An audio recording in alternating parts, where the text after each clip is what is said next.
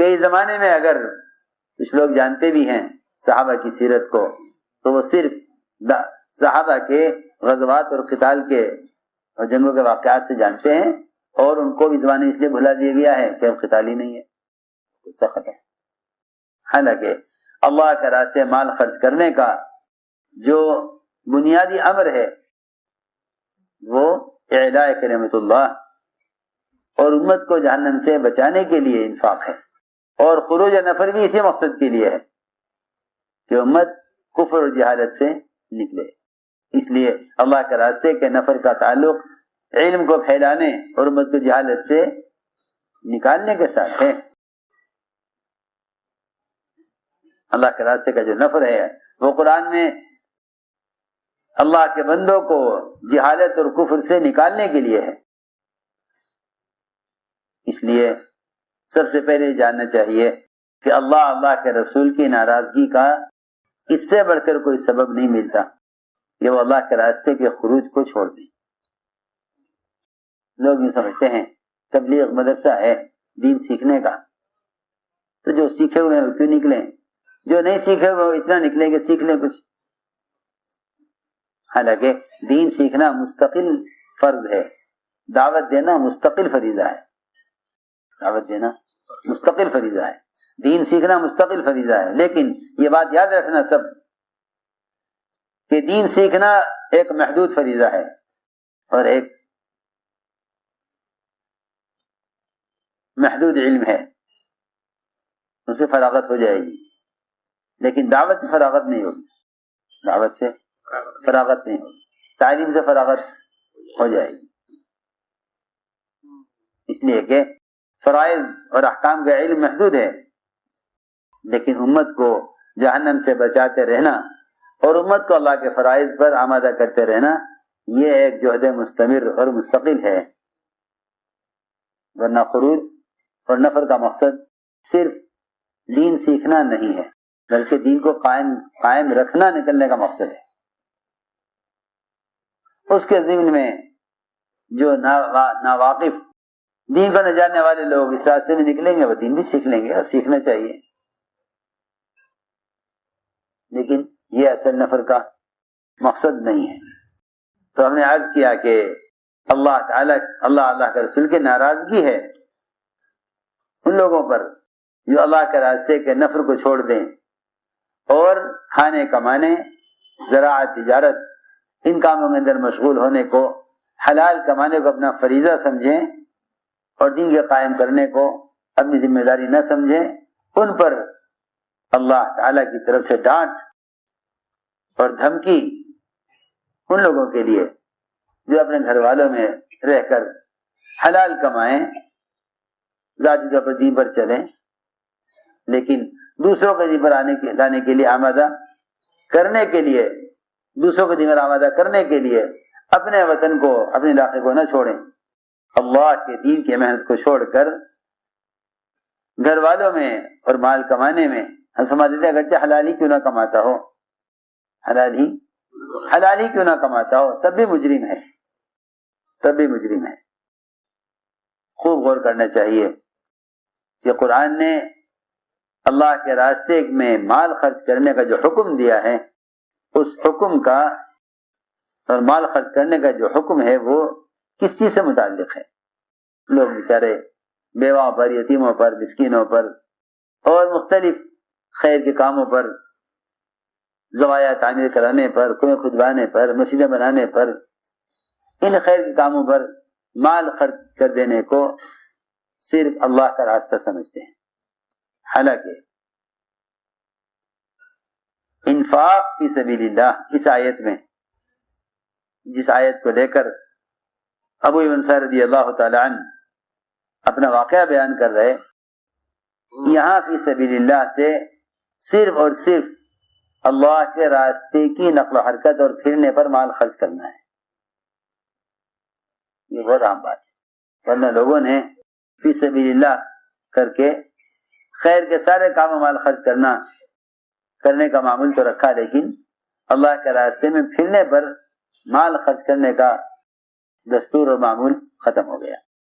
کہتے ہیں اللہ کا راستہ تو کچھ بھی کوئی بھی ہو سکتا ہے، جتنے بھی اللہ کی رضا والے کام ہیں وہ سب اللہ کا راستہ ہے. میں کچھ کہنا چاہتا ہوں، حالانکہ جتنے مسلمانوں کے ضروریات سے متعلق مال کے مصارف ہیں وہ غیر مسلم بھی کر لیتے ہیں، لیکن غیر مسلم اسلام کو قائم کرنے کے لیے مال خرچ نہیں کرے گا. اس لیے تھانوی رحمۃ اللہ علیہ اس آیت کی وجہ سے تخصیص کے قائل ہیں. تخصیص کے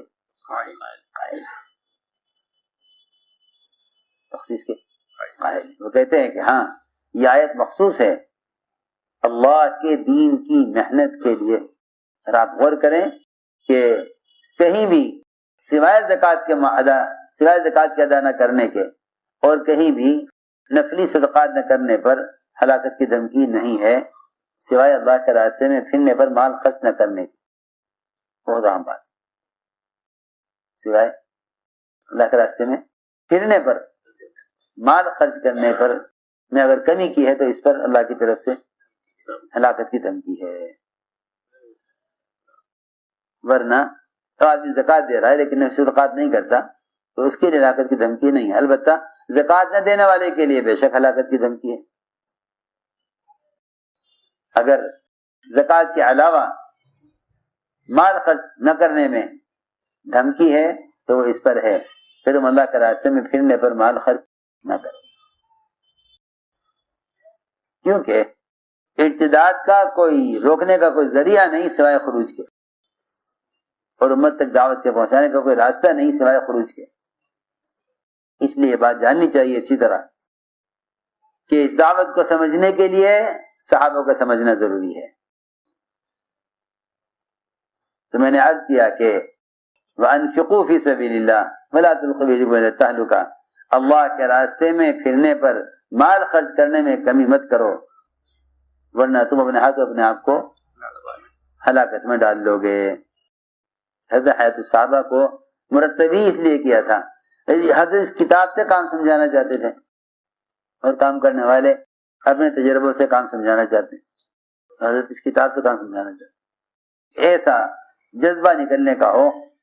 فرماتے تھے ارتداد کے زمانوں میں تمہیں اپنے بیوی بچوں اور کمائی کے نقشوں میں رہتے ہوئے اپنے آپ کو اللہ کے ہاں مجرم جب سمجھنے لگو تب سمجھنا تم کام کرنے والے بنے ہو.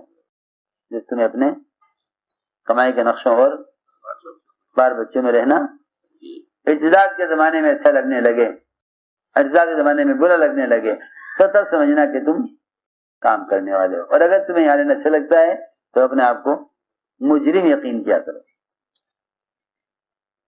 کہ امت یا ارتداد میں ہے اور ہم کھانے کمانے اور بھی بچوں کے پالنے میں مشغول ہیں. یہی سارے قصے کا خلاصہ ہے. اس لیے قرآن کی آیتوں کو سمجھنے کے لیے صحابہ کے واقعات کا سمجھنا بہت ضروری ہے. اس لیے کہ صحابہ کرام وہ قرآن کے اصل شان نزول کا سبب ہیں. ابو عمران کہتے ہیں کہ ہم قسطنطنیہ میں تھے، اہل مصر پر عقبہ ابن عامر، اہل شام پر فضال ابن عبید. چنانچہ روم سے ایک بڑی صف نکلی رومیوں کی، ہم نے ان کے لیے اپنی صف بستہ ہوئے تو ہم میں سے مسلمانوں میں سے ایک آدمی نے روم کی صف پر حملہ کیا، ان میں داخل ہو گیا. لوگ چیخے، لوگوں نے کہا رے سبحان اللہ، اس نے تو اپنے ہاتھ اپنے آپ کو ہلاکت میں ڈال لیا. ابو انصاری رضی اللہ عنہ کھڑے ہوئے اور عرض کیا کہ اے لوگو، تم نے اس آیت کی تعویل، اس کی تفسیر غلط کی ہے. یہ اس آیت کی تفسیر نہیں ہے. یہ آیت تو ہمارے بارے میں نازل ہوئی، ہم انصار کے بارے میں، کیونکہ ہم انصار نے آپس میں بیٹھ کر مشورہ کیا. جب اللہ نے اسلام کو عزت دے دی اور اسلام کا مددگار کام کرنے والا عملہ خوب بڑھ گیا اور زیادہ ہو گیا، ہم نے آپس میں بیٹھ کر غور کیا اور ہم نے کہا آپس میں ایک دوسرے سے، حضور اکرم صلی اللہ علیہ وسلم سے چھپ کر ہم نے مشورہ کیا کہ ہمارے مال وہ اللہ کے راستے میں خرچ ہو گئے اور ہمارے کمائی کے اسباب ان کو ہم نے اللہ کے راستے کی محنت کی وجہ سے چھوڑ دیا. اب کیونکہ اسلام پھیل چکا ہے، مسلمان زیادہ ہو گئے ہیں، اب جو ہمارے اسباب اور زمینیں ضائع ہو گئی ہیں، ہمیں چاہیے کچھ دن مدینے میں رہ کر ان کو ٹھیک کر لیں۔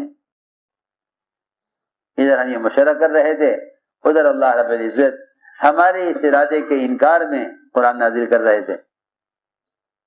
اللہ نے فرمایا وَأَنفِقُوا فِي سَبِيلِ اللَّهِ، اللہ کے راستے میں پھرنے پر مال خرچ کرنے میں کمی مت کرو، اللہ کے راستے میں پھرنے پر مال خرچ کرنے میں کمی مت کرو، اگر ایسا کرو گے تو اپنے ہاتھ اپنے آپ کو ہلاکت میں ڈال لو گے۔ فرماتے ہیں ابو ایوب انصاری رضی اللہ تعالیٰ عنہ کہ ہلاکت یہ تھی کہ کیونکہ ہم نے ارادہ کیا تھا کہ ہم رہ کر مدینے میں اپنے کاروبار کو دیکھیں گے، حالانکہ ہمیں حکم دیا گیا اللہ کے راستے میں نکلنے کا اور اللہ کے دین کی محنت کا۔ چنانچہ اس آیت کے بعد ابو ایوب انصاری رضی اللہ تعالیٰ عنہ برابر اللہ کے راستے میں محنت کرتے رہے، یہاں تک کہ اللہ نے ان کو راستے میں وفات دی۔ ابو عمران کہتے ہیں کہ ہم نے غزوہ کیا، چنانچہ ایک آدمی نے دشمن پر حملہ کیا، لوگوں نے کہا ارے ارے ارے ٹھہر ٹھہر کیا کر رہا ہے، اپنے ہاتھ اپنے آپ کو ہلاکت میں ڈال رہا۔ ابو انصاری نے فرمایا کہ آیت ہمارے بارے میں نازل ہوئی ہے، ہم اس آیت کو جانتے ہیں زیادہ، تم نے آیت کا مطلب بدل دیا ہے۔ یہ آیت کب نازل ہوئی تھی؟ جب اللہ نے اپنے نبی کی نصرت کی اور مدد کی اور اسلام غالب آ گیا۔ ہم نے آپس میں غور کر کے ہم نے آپس میں بیٹھ کر غور کیا، مشورہ کیا کہ آؤ ہم بیٹھیں مدینے میں اور اپنے کاروبار کو دیکھیں۔ اللہ نے اس پر آیت نازل فرمائی وَأَنفِقُوا فِي سَبِيلِ اللَّهِ، اللہ کے راستے میں پھرنے پر مال خرچ کرنے میں کمی مت کرو، ورنہ اپنے ہاتھ اپنے آپ کو ہلاکت میں ڈالو گے۔ ہمارا اپنے آپ کو ہلاکت میں ڈالنا یہی تھا کہ ہم مدینے میں رہ کر اپنے مال کمانے اور اپنے اسباب کی اصلاح میں لگتے اور اللہ کے دین کی محنت کو چھوڑ دیتے۔ چنانچہ ابو انصاری رضی اللہ تعالیٰ عنہ برابر اللہ کے دین کی محنت کرتے رہے، یہاں تک کہ قسطنطنیہ میں جا کے دفن کیے گئے۔ ابو عمران کہتے ہیں کہ ایک آدمی نے مہاجرین میں سے حملہ کیا قسطنطنیہ کی دشمن کی صف پر، یہاں تک کہ صف کو پھاڑ کے داخل ہو گیا۔ ہمارے ساتھ ابو انصاری بھی تھے رضی اللہ عنہ۔ لوگوں نے کہا کہ اس نے اپنے ہاتھ اپنے آپ کو ہلاکت میں ڈال لیا۔ فرمایا کہ ہم اس آیت کو تم سے زیادہ جانتے ہیں، ہم اس آیت کو تم سے زیادہ جانتے ہیں کہ آیت ہمارے بارے میں نازل ہوئی ہے۔ ہم نے حضور اکرم صلی اللہ علیہ وسلم کی صحبت میں وقت گزارا، ہم آپ کے ساتھ بہت جنگوں میں شریک ہوئے اور ہم نے آپ کی مدد کی۔ جب اسلام پھیل گیا اور اسلام غالب آ گیا تو ہم نے آپس میں انصار نے آپس میں جمع ہو کر اس بات پر غور کیا، اور یہ ہمارا آپس میں بیٹھ کر سوچنا اسلام اللہ کے رسول کی محبت کے ساتھ تھا۔ ہمارا سوچنا منافقین کی طرح نہیں تھا کہ وہ اللہ کے راستے میں نکلنا نہیں چاہتے تھے۔ ہمارا آپس میں غور کرنا اللہ کے رسول کی محبت کے محبت کے ساتھ تھا۔ ہم نے آپس میں غور یہ کیا کہ اللہ نے ہمارا اکرام کیا ہے، ہمیں اللہ نے موقع دیا ہے اپنے نبی کی صحبت کا اللہ نے ہمیں موقع دیا اور اللہ نے ہمیں اعزاز دیا اپنے نبی کی صحبت میں رہنے کا، اور ان کی نصرت کے لیے اللہ نے ہمیں استعمال کیا، یہاں تک کہ ان قربانیوں سے اسلام پھیل گیا اور مسلمان زیادہ ہو گئے۔ پھر ہم نے آپس میں بیٹھ کر غور کیا کہ ہم نے ہمیشہ اپنے جانوں پر، مالوں پر، اپنے گھر والوں پر، اپنی اولاد پر ہمیشہ دین کے تقاضوں کو ترجیح دی ہے، اور اب کوئی لڑائی ہونے والی بھی نہیں ہے۔ سنو، ان کا خیال یہ ہے کہ بھائی نکلنا محض قتال کے لیے ہوتا ہوگا۔ یہ خود کہہ رہے ہیں کہ اب کوئی لڑائی ہونے والی بھی نہیں ہے، اب کوئی لڑائی ہونے والی بھی نہیں ہے، ہتھیار رکھ دیے گئے ہیں سب۔ اب اگر ہم اپنے کاروبار حوالے میں رہ کر اپنے کاروبار کو درست کر لیں، اور کچھ یہ مدینے میں فرماتے تھے ان کا مدینہ منورہ میں رہنا مقامی کام کے ساتھ تھا، مدینہ میں رہنا مقامی کام کے ساتھ تھا۔ اتنا غصہ تو اللہ کو جب آیا جب مقامی کام کے ساتھ باہر کی نقل و حرکت کو چھوڑنے کا ارادہ کیا،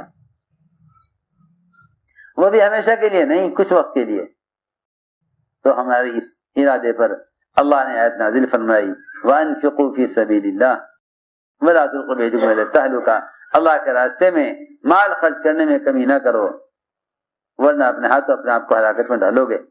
ہلاکت یہ تھی کہ ہم اپنے گھر والوں کے درمیان رہیں اور اپنے مال کمانے اور زمینوں کی اصلاح میں لگ جائیں اور اللہ کے دین کی محنت چھوڑ دیں۔ اللہ نے ڈانٹ اس پر دی ہے۔ میرے دوستو عزیزو، یہ خیال کرنا کہ بھئی اللہ کے راستے میں خرچ کے تو بہت سے مصارف ہیں، حالانکہ انہوں نے یہ ارادہ نہیں کیا تھا کہ ہم نعوذ باللہ زکوٰۃ نہ دیں، یہ ارادہ نہیں کیا تھا کہ ہم بیواؤں پر، یتیموں پر، مسکینوں پر مال خرچ نہ کریں، یہ ہے ہی نہیں روایت میں۔ اگر ہم یہ کہیں کہ سبیل اللہ سے سب سارے خیر کے مصارف مراد ہیں تو ایسا ارادہ انہوں نے نہیں کیا تھا کہ ہم بیواؤں پر، یتیموں پر، پڑوسیوں پر، پریشان حال لوگوں پر مال خرچ نہیں کریں گے۔ ارادہ یہ کیا تھا کچھ دن مدینے میں رہیں گے، اس پر آیت نازل ہوئی وَأَنفِقُوا فِي سَبِيلِ اللَّهِ کہ اللہ کے راستے میں پھرنے پر مال خرچ کرنے میں کمی مت کرو۔